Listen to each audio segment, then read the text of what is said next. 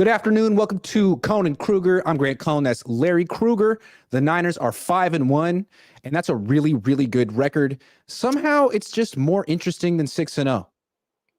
There's more to talk about at 5-1 than 6-0. I like 5-1. It's more interesting. It's more human. Especially when, Detroit's looking awesome. Philly just got beat. It's like everybody, looks good, but everybody's got a flaw. Absolutely. Everyone does have a flaw. Let's start with Brock Purdy's flaws. The Browns exposed him to a degree. Maybe it was one bad game. Maybe it was Jim Schwartz showing the rest of the league the blueprint to, shut down Brock Purdy or to best defend Brock Purdy. So how do you see it? Was it him getting exposed or was it just a bad game? I think he's struggling with a wet football. To me, he looked at times really good in this game. First drive, last drive. But in that late second quarter, Grant, when the rain came, he looked bad. Now, when I say bad, I mean the ball, to me, the word people will point to the Emerson pick that he threw in the second half. But I thought the worst two balls were the one that slipped out of his hand, of course, and then the ball that he threw to Kittle. Kittle was totally open. He wanted to throw it over his right shoulder, and it just slipped out of his hand and fluttered and floated and landed like out of bounds over his left shoulder. So maybe Brock struggles. You would think an Iowa State guy who's played in the Big 12 has probably played in some weather, but maybe the weather is a big part of it. That and this was the number one defense on the road without all your weapons. I mean, I don't want to throw that as excuses. To me, it seems like when the conditions were dry, he was a far better player than when the ball got wet. Hard to tell how wet the ball was without being out there. I thought it might have been more than the weather. It seemed like what he was facing was something he didn't normally face. A really good four-man pass rush and really good man-to-man coverage across the board, three good corners. And it's like most of the time, he can get the ball out so quickly against zone. He's so smart. I feel like he almost knows what the coverage is before the play starts. He can diagnose it. Kyle helps him with the motion and the shifts. But if it's man, you can't necessarily decide or know where to go with the ball before the snap. You just can't, like you can against zone. You have to pick a matchup you like and sort of guess or go through your progressions and really read the field. And I think him trying to do that against that pass rush behind that offensive line made him look like the least confident I've ever seen him. It wasn't just that his passes were off. He looked like not that strutting, calm, confident Brock Purdy we're used to seeing. He looked like Tua against the Niners last year. He looked a little sped up and uncomfortable, which is interesting. So I don't know if another team, maybe it's just the Browns are that good. Maybe the blueprint is have the best defense. Yeah, I don't know if there's a secret to it. It's just like if you can put some serious rush on the quarterback and then you can have great coverage on the back end. I'll tell you the special sauce. I'll tell you one guy that I thought kind of was the special sauce. JOK, Jeremiah Owusu-Koramoah. If you have that kind of a player in the second level, I think you want to say, how do you beat Brock Purdy? Have that kind of second level player. It's harder to throw it over Koramoah. It's harder to get away from Koramoah.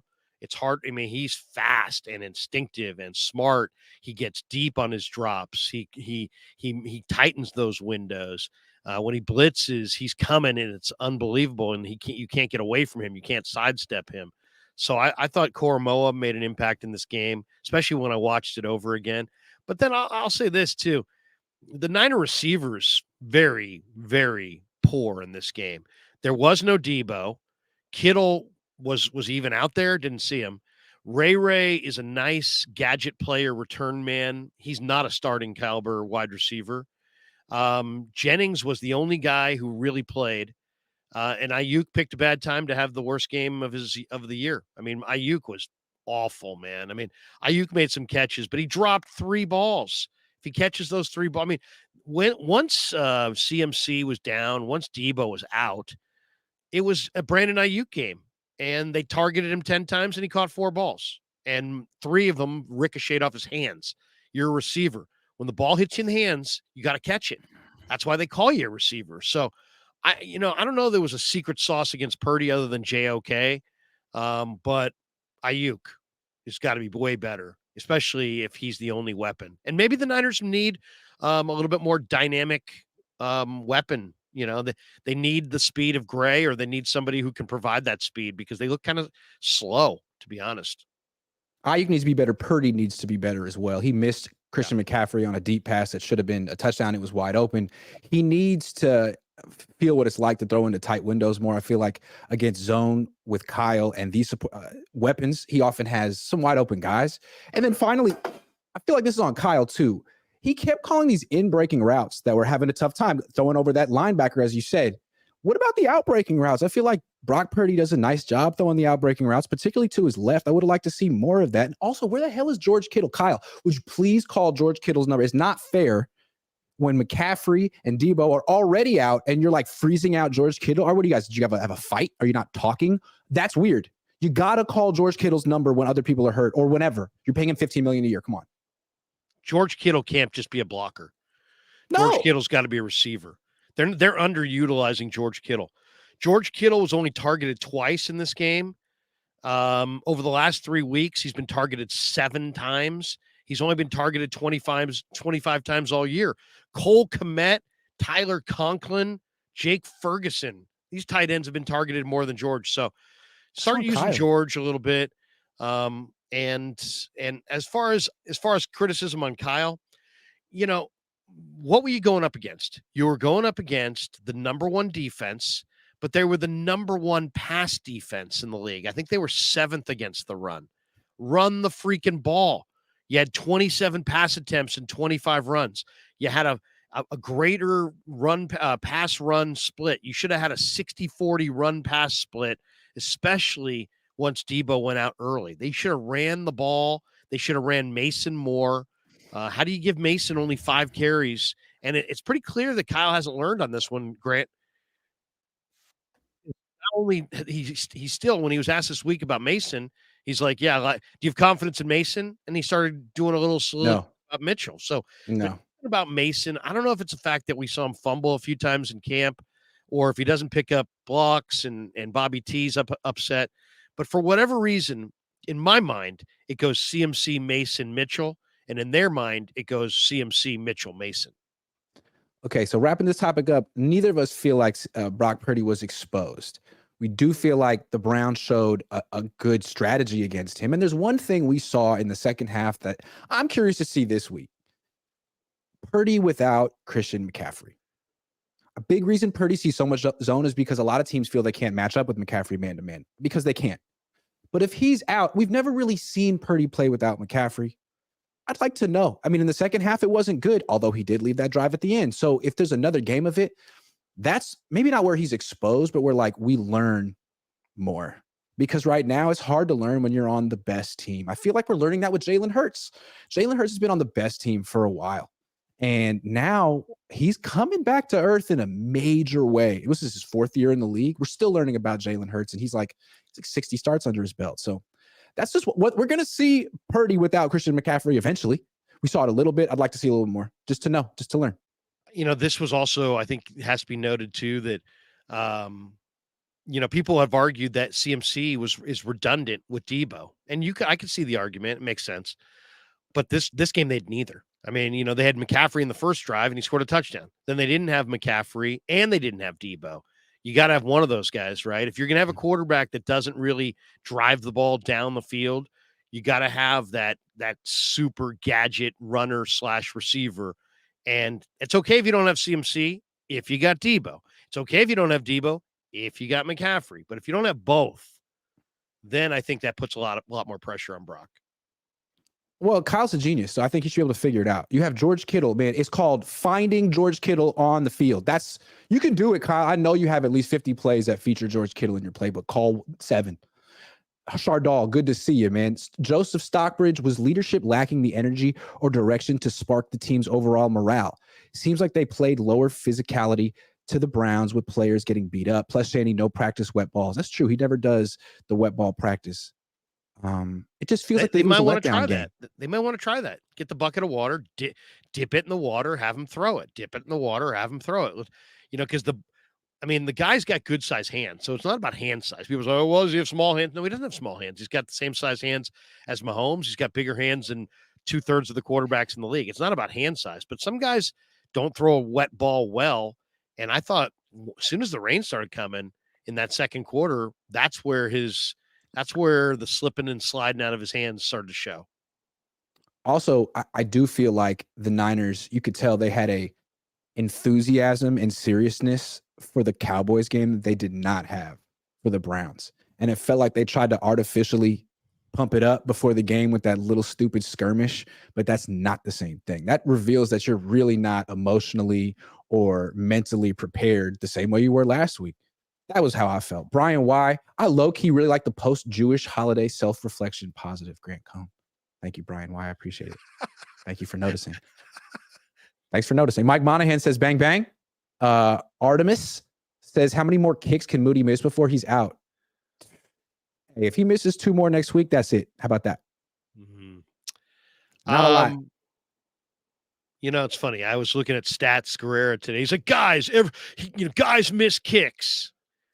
Yeah, but you just had a kicker who never missed in the playoffs that you decided not to go with, probably largely because of cap reasons. And he's now still you're available. going with the rookie, and he's you still have 41 million there. in cap.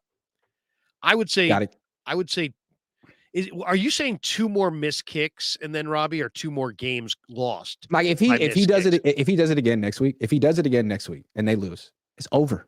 It's over right now. I mean, so I don't expect that to happen, but he's already on like alert, code blue, Jake Moody. I'm gonna say another thing.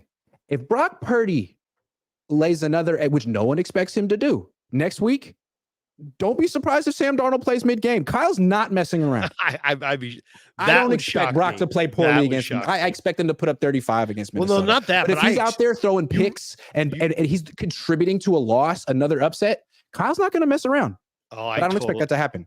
I totally disagree with that. I don't think. I think Purdy, and even I agree with you, Grant, that that Darnold wouldn't be here unless he loved him, right? So there's some love there.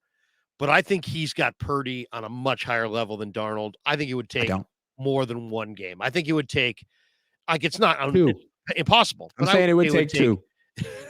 I would say 2 or 3. But again, I don't expect Purdy to lay back-to-back eggs. I think Purdy's a good quarterback. I don't know how Kyle feels about him. You know what Shannon Sharp said about Purdy the other day? I think that's exactly how Kyle feels. My ears perked up when I heard Shannon say that. I'm like, man, you have a direct line to Mike. What's going on here? Just saying. That's how I think Kyle feels. When I asked Kyle about, is he a system quarterback? He's like, he pushed back on the record. He said, on the record. That's ridiculous. On the record. Right. Artemis says, how many more kicks can Moody miss? Got you. Talking Head says, 1, Niner don't do cocky well. 2, Brock Purdy had CMC most of the game and was playing bad. That's true. He was playing bad with McCaffrey.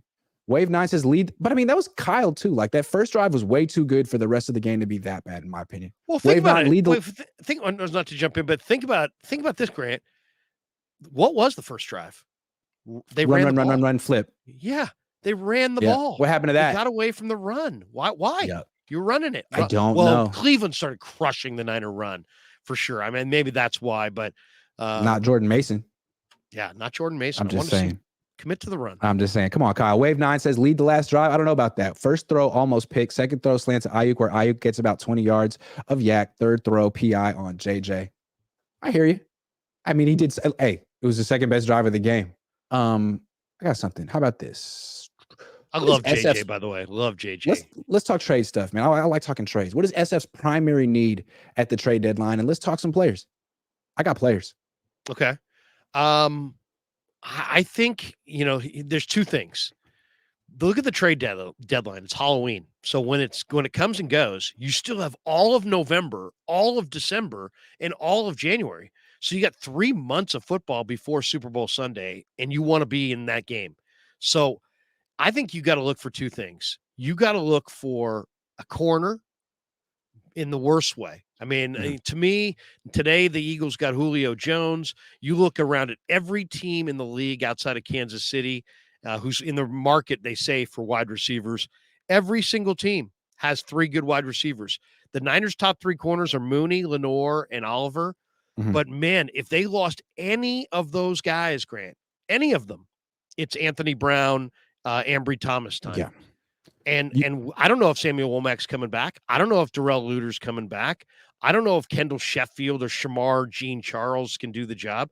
They will be leaning on those guys, Anthony Brown, Ambry Thomas, Kendall Sheffield, Shamar Jean Charles, if they even have one corner injury. And then in the division, Rams have Cooper Kupp, Atwell, and Puka Nacua.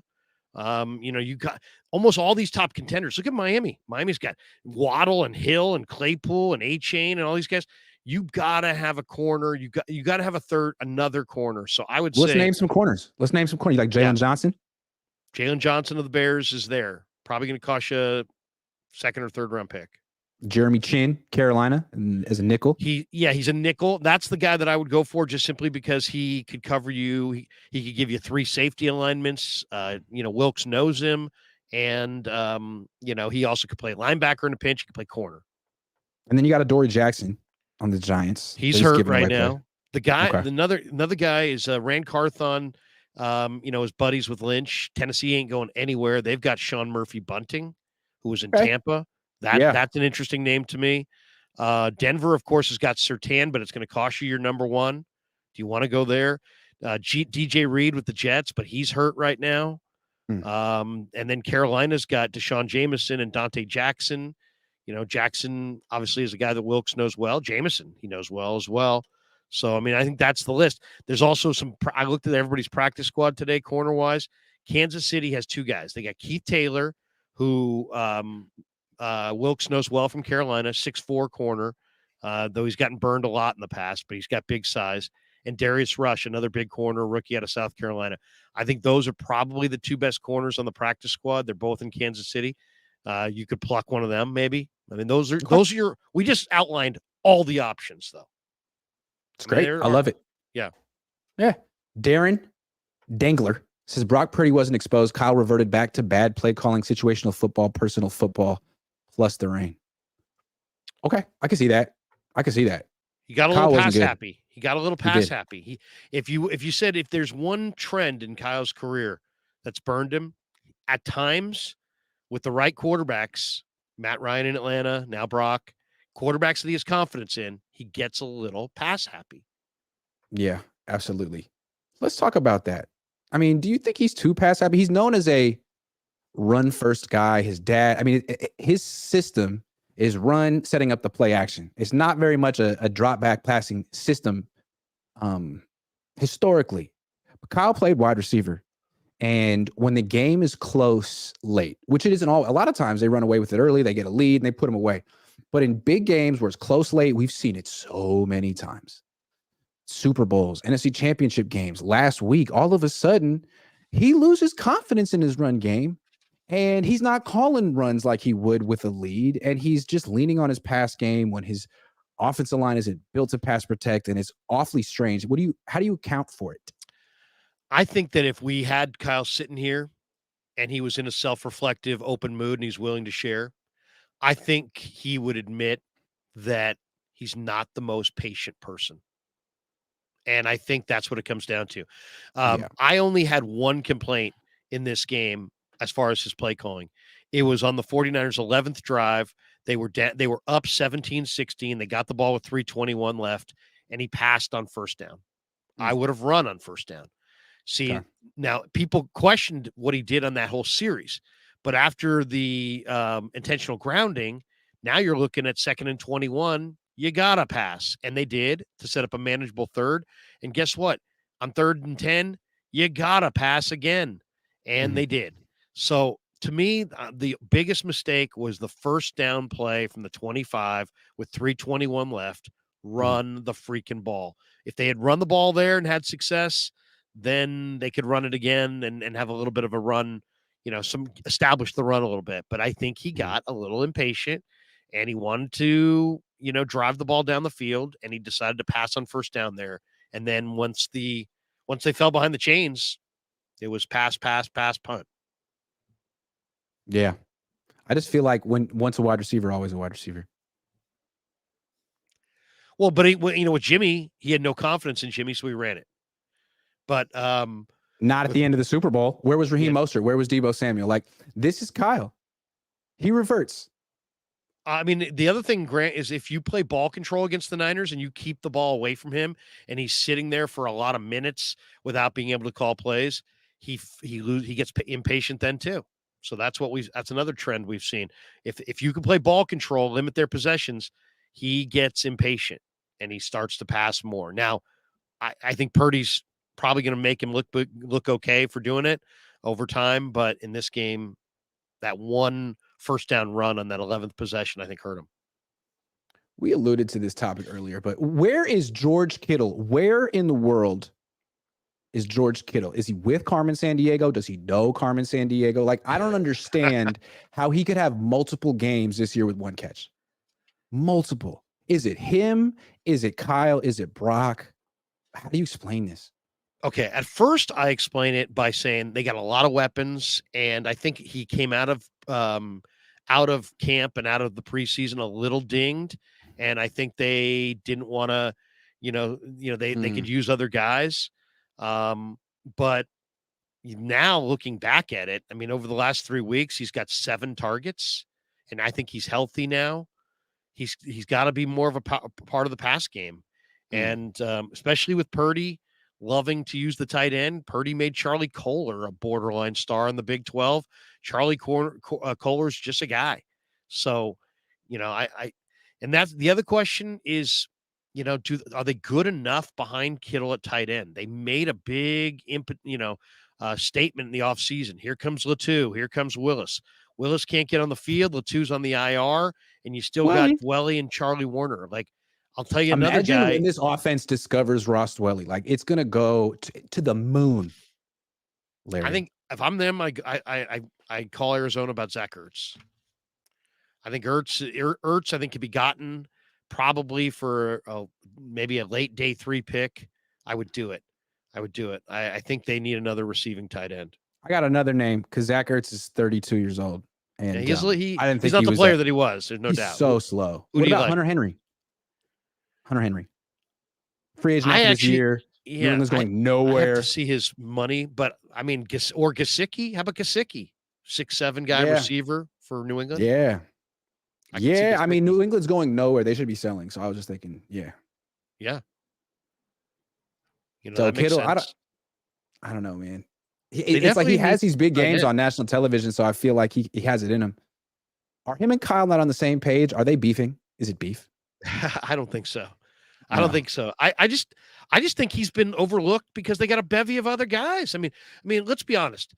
Kittle is getting a little bit long in the tooth, and CMC, Ayuk, and Debo all had spectacular conditioning off seasons and then showed up in camp all ready to go. And so I just think that at the end of the day, that's really what's going on here. And I think Kittle was a little dinged coming out of the preseason, and they just decided to go in another direction. I think there's more there, but I also think that if you're going to use the 2 tight end sets and you're really going to have 2 tight ends that can catch, then you got to have a second tight end that can catch, that you believe in. Ross Dwelly. Lucky Rosario says Niners interested in Chase Young. I think they are interested in Randy Gregory. Look good. That's just my take on it. He looked good. Rodman Sanchez says, why are we having a hard time sacking quarterbacks? I feel like our front line is the weakest link on defense. Well, I feel like they're playing some soft coverages and the ball's coming out really quick. Yeah, I agree. I agree with that. Niners are playing. Well, first of all, let's pretend we're offensive coordinators going against the Niners.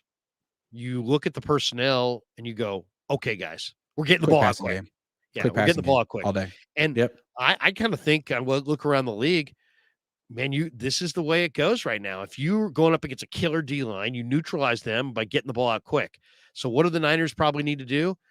If they really want to dial it up and have an effective deal, they got to roll the dice a little bit more on their secondary, which is, I think, what they'd like to do, which is, I think, the reason Lynch is dialing around the league looking for another corner, because I think Wilkes would like to play more man. He just does, the old saying in the back end, if you match up, you play man. If you don't match up, you play zone. And I think Wilkes would love to play more man. And I think the players would like to play more man. I think Wilkes is concerned about quarterbacks throwing it over their head. Big Well, plays. if you're just going to play soft zone coverage, you're never really going to give your expensive pass rushers, who are supposed to be the engine of your defense, a chance to make the impact that they could. Christian McCaffrey, Deebo Samuel, both injured, but neither one's supposed to be serious, the injuries, according to Adam Schefter and Matt Mayoko. Should they gut it out and fly across the country and play the Vikings? Or should they just stay home and rest and get 100% for the Bengals game? Or just take 2 weeks off and chill in the bye week and then see you in a month? Who are the two? CMC and who? Deebo. What's the extent of Deebo's deal? What he's got a shoulder bruise. I mean, we could throw Trent Williams in here too. He's got an ankle injury. He looked not himself. He even talked about it after the game, like, yeah, I was just doing the folks a favor on the team.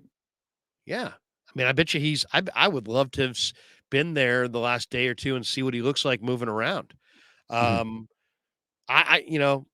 got Danielle Hunter waiting for you on that carpet. So, man, you need Trent Williams, but you're also got to take the long range view with some of these guys. I would take the long range view with McCaffrey. You have Mason, you have, TDP, you have Mitchell. Lean on those other backs for a week or two. I'd give CMC the week off. Deebo, I'd put it in his hands, and Trent, I would say a prayer that he's ready to go. Otherwise, if Trent's not ready to go, that makes that game almost like a coin flip game. Yikes. You don't think they need Trent Williams to beat Minnesota? Yeah. I mean, look who that Hunter has just been an absolute, amazing defensive end this month. The Vikings had, I didn't look at the box, but didn't they have like 5 sacks yesterday or Sunday?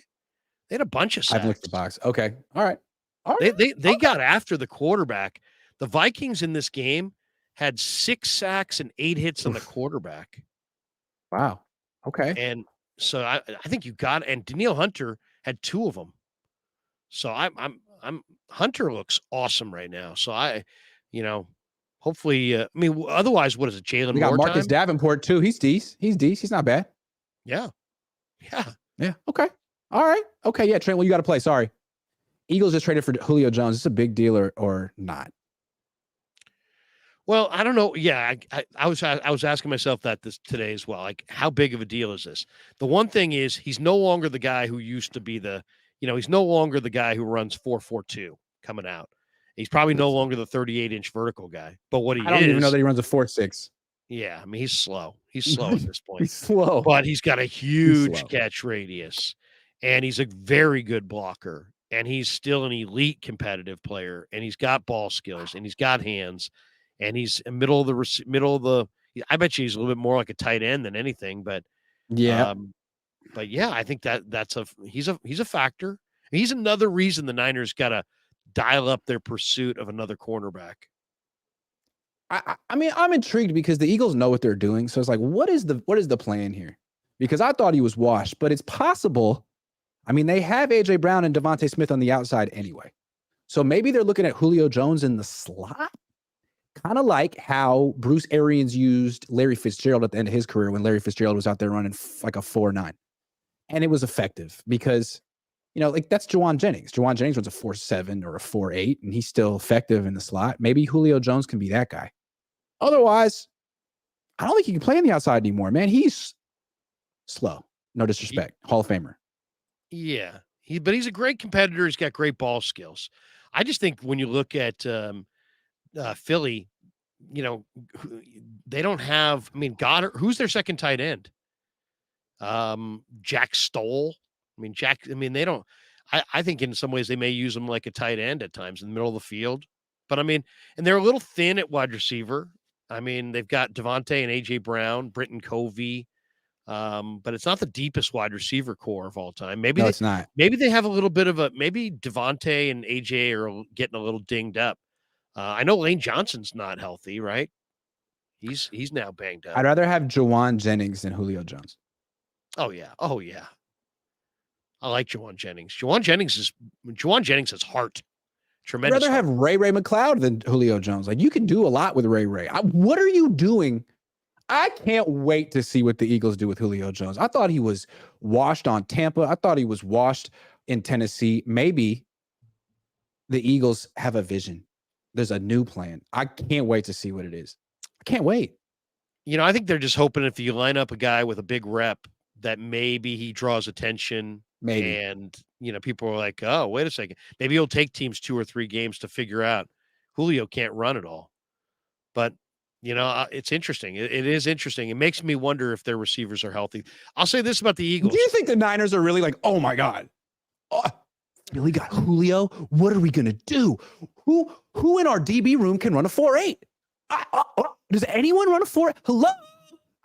I don't know, man. I'm sorry. Sorry to be so snarky to Julio Jones. You had a Hall of Fame career, but I don't think the Niners are scared. And Howie Roseman's, he believes in some gamesmanship. So maybe he's looking at the Niners in Dallas and some of the injuries they've had at wide receiver and thought, you know what, we'll just block Julio from going there. But I don't think Julio is a difference maker at this point. But as far as the Eagles are concerned, their issue coming out of this Jets game wasn't the loss. Their issue is the fact that they're starting to get banged up. Lane Johnson, Jalen Carter, Darius Slay, Sidney Brown. These guys are all starting to, they're starting to accrue a number of injuries. Let's take a break to check out our sponsor, BetUS, and see what's going on with the Niners line. If you want to make a wager, go to BetUS. Use the link in the description. Let's look at the line. We're talking -7 Niners on the road. Do you feel confident in that? -7. They're going to bounce back, you would think. And the Vikings, to me, it's all about, this is about Shanahan. I mean, can the Niners, I don't like last week, Cleveland ran the ball and stopped the Niner run. Well, now they're going up against a Minnesota team that can't run. They just averaged 2.1 a carry against the Bears, and the Bears almost ran for 5 yards a pop. So I think this is the get right game. If Shanahan plays, has the right run pass split and plays a little bit more ball control, I think the Niners can run it on Minnesota, and I think they can stop Minnesota's run. So I like the Niners to win the game, but I think it will be a lower scoring game. I still think Let me ask you this, though. Be a high scoring game. If you were going to wager on this game, would you wager on it today, or would you wait a few days to get some clarity? Yeah. Gotta wait a few days, right? I want clarity because Trent Williams, no Trent Williams is huge. Yeah. CMC, Debo, like this line could move a lot. It's -7 now. But if, Debo, CMC, and Trent are all in and playing, it could be -10, -11. Who knows? So you could wager now on BetUS totally blind to who's going to play, or you could wait, get a little more information, and risk the line moving. Either way, BetUS is the way to go. If you want to play, you want to wager, sign up with the link in the description to get a 125% sign up bonus on your first deposit. All right, let's get back to the show. Is it time? No, is run defense a major issue on this team? I don't understand how they're middle of the pack when they were number 2 last year. And that was like without Armstead and Kinlaw. And now you have Armstead and Kinlaw and Javon Hargrave. It's like, what's the deal? Well, you know what it is, I think, is that you have 2 absolutely awesome linebackers. I think you got 2 all-pro linebackers. You've got Greenlaw and Warner. And when they're in there, you got no problems. Yeah. But when they're not in there, you got problems. Yeah. And I love Jalen Graham, and I think D. Winters. I think these guys are going to be terrific young backers, but they're not ready to go. So you got they're those guys. Not Aziz Al-Shaair. Yeah, and Flanagan Fowles, nice in coverage, former safety, but not run D is not his strength. Burks is a try-hard guy, but he ain't Greenlaw. And so to me, it's like Greenlaw and Warner, when they're in there, your run D is fine. Without them, your run D is not fine. So this game's gonna tell us everything we need to know. Minnesota rolls in, they're not running it well. They don't have Dalvin Cook anymore. They're leaning 100% on Alexander Madison. If Madison rumbles in this game, the Niners officially have run deep problems.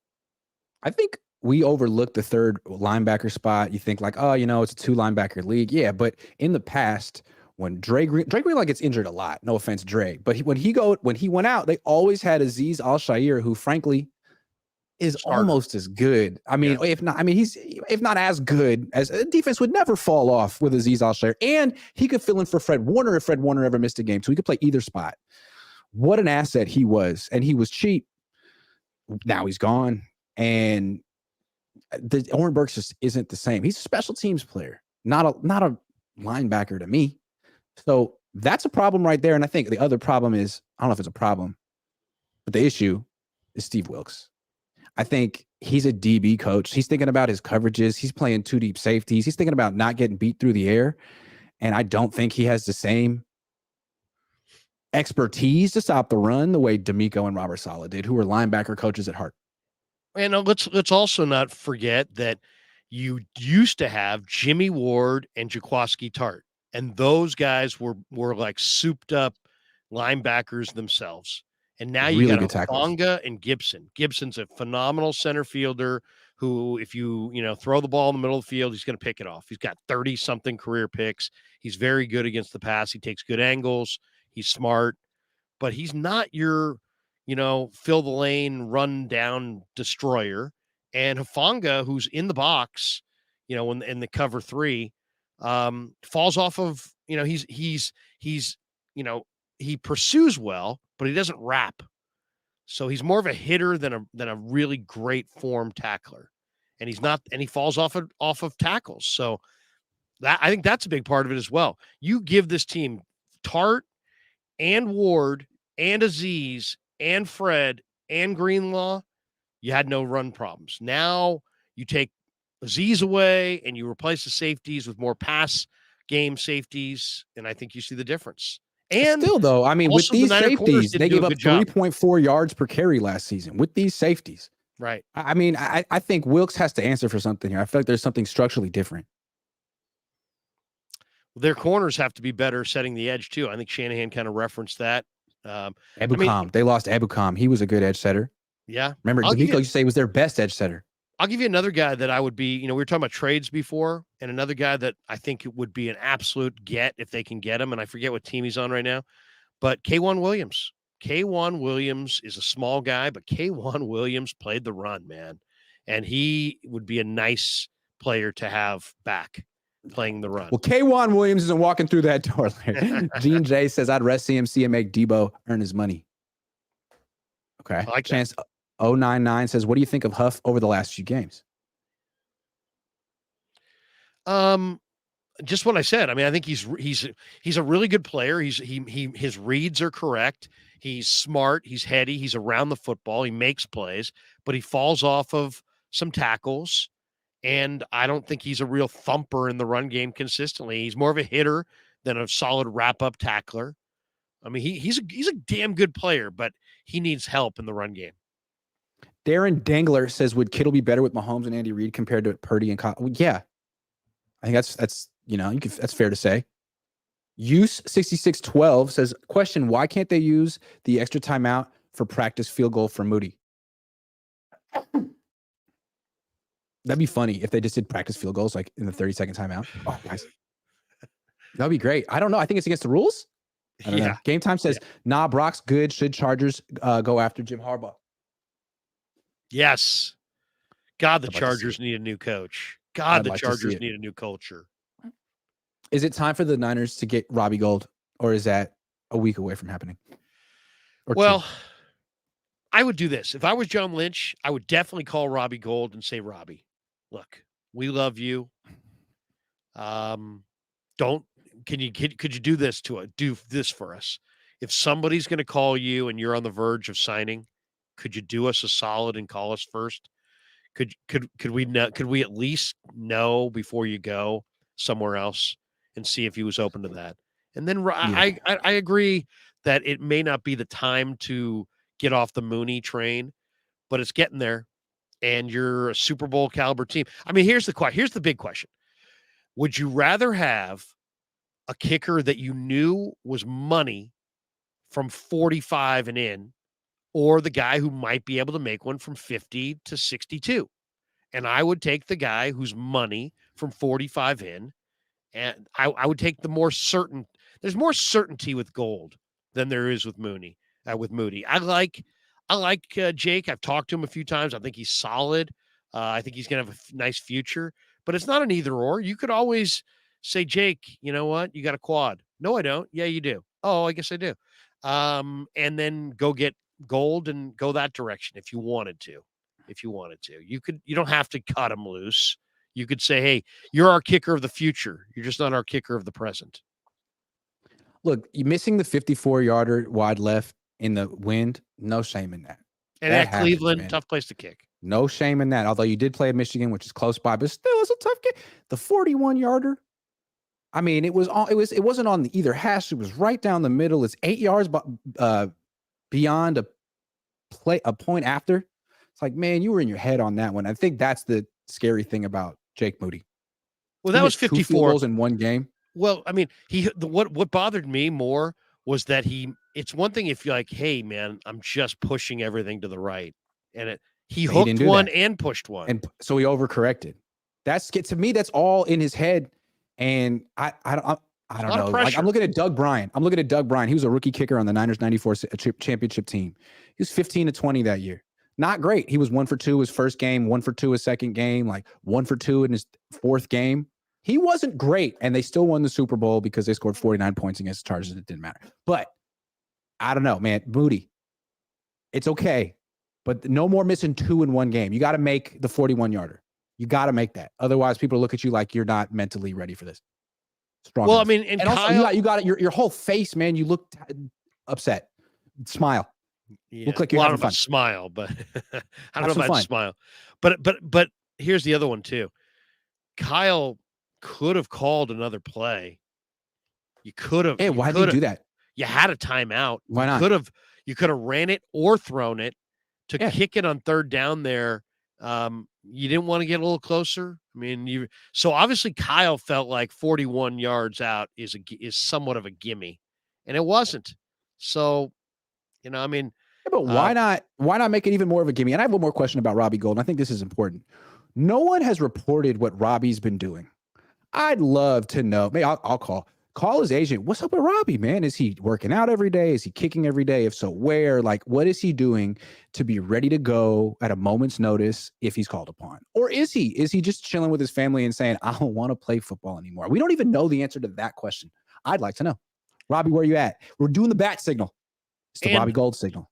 Is there, I would also like to know did he leave on good terms, or is there bad blood here? Was there harsh words spoken here, and this is a fracture, and he's really pissed? Because I interviewed him, Grant, literally in the playoffs last year. He loved Schneider, loved Kyle, loved the locker room. Yes, he was an older player with 3 boys at home.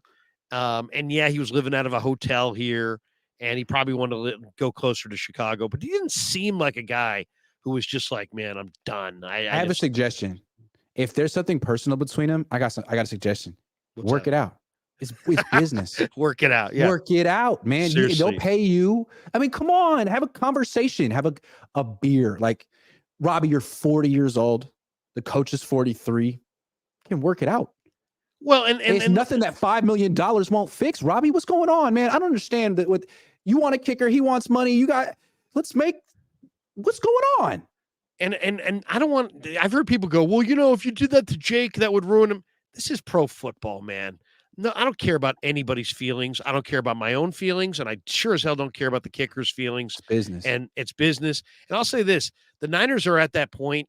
And I think they would admit it if you ask John or Kyle or Jed or Parag or anybody, that no excuses are going to be acceptable excuses for why they fall short of their goal.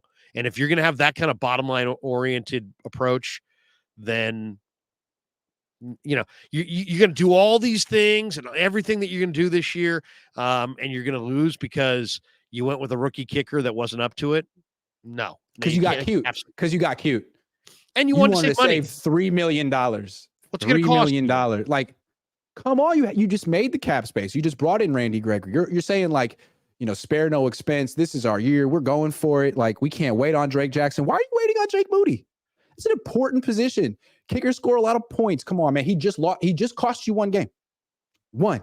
How many more games is Jake Moody going to cost you? Is one of them going to be a playoff game? Because if it is, you're going to really regret this. You're going to regret this for the rest of your life, because this is a season that the Niners can't waste. This is their shot. It's the best shot they've had in a long time. You never know if you're going to have a better shot down the line. It's football. Players get hurt and retire all the time. This is it. Don't let Moody be the reason. He looks like he's like, how did I get myself in this situation?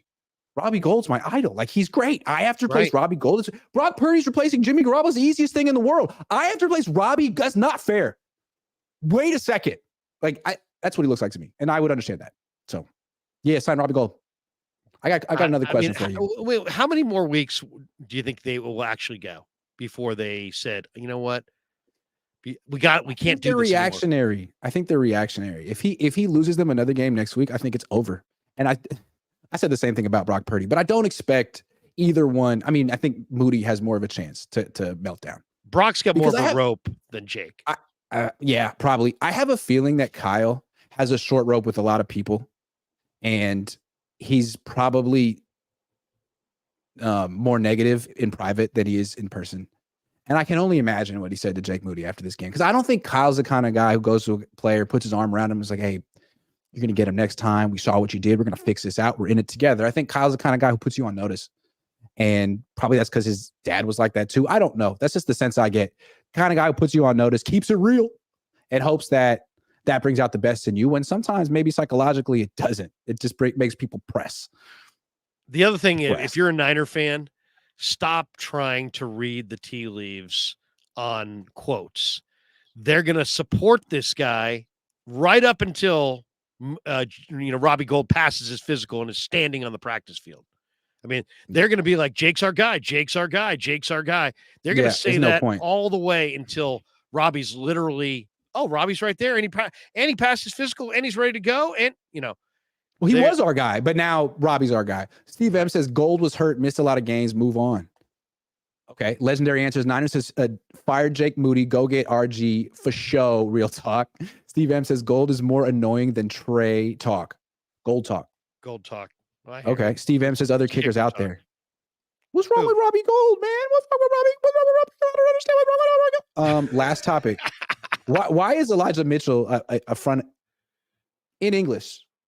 Why is Elijah Mitchell in front of Jordan Mason on the 49ers depth chart? I mean, one guy's averaging 5.6 yards per carry. I'm not going to say who. And one guy's averaging 2.7 yards per carry. It's Mitchell. I don't get it. Well, this one was the most interesting part of the presser earlier this week. I forget who it was, but somebody asked a question late in the presser. It might have been Nick Wagner. What do you think of JP Mason? And could he start? Kyle started talking about could he start Elijah if Mitchell. McCaffrey can't go? And he's like, well, we'll see. We really like Elijah Mitchell. Right. I think it has to do with fumbling. Elijah Mitchell's fumbled once in his NFL career. He doesn't cough it up. JP Mason's put it on the carpet 4 times this summer. You can count on those 2.7 yards with no fumble. But Elijah Mitchell has looked terrible. Really bad. Terrible. No offense. He's had one gives me no run. pleasure. He's getting destroyed in the backfield.